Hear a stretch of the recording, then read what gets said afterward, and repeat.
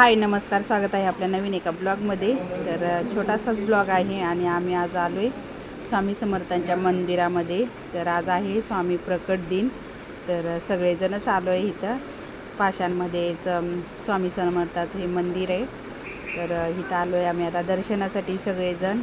Mister, जय, तन्मय, यश, जुई, सासूबाई आणि खूप सुंदर असं डोंगराच्या पायथ्याशीच हे मंदिर आहे, निसर्गरम्य वातावरणात। तर मी पहिल्यांदाच आले, मी कधी इथं आले नव्हते।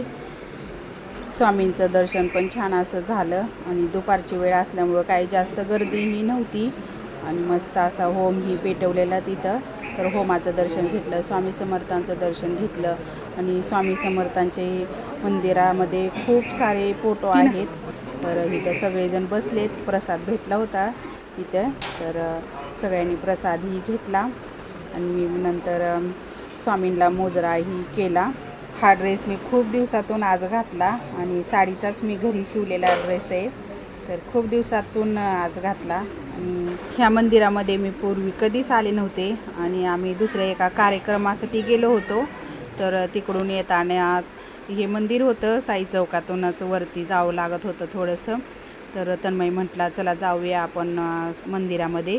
तर तो सकाळी गेला होता त्याच्या मित्राबरोबर आणि त्याचा मित्र, त्याची आई आणि तन्मय सकाळी लवकरच गेले होते आणि तन्मय आम्हाला म्हटला जाऊया आपण। तर आम्ही गेलो दर्शनाला, तर खूप छान असं आमचं दर्शन झालं मंदिरामध्ये। आम्ही आलो सगळेजण स्वामींचं दर्शन घेण्यासाठी। तर आमचं झालंय दर्शन, मी घेऊ सगळेजण बसले आता इथे निवांत। सुंदर अशी मूर्ती आहेत स्वामींच्या,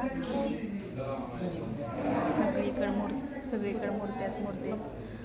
खूप सुंदर आणि शांत मंदिर आहे, एकदम परिसर शांत आहे। इथं मिस्टरांना त्यांचे लहानपणीचे मित्र पण भेटले, ते आवाज देत होते त्यांना, तर त्यांचं पण बोलणं झालं आणि सासूबाई हे त्यांच्यासोबत बोलत होत्या।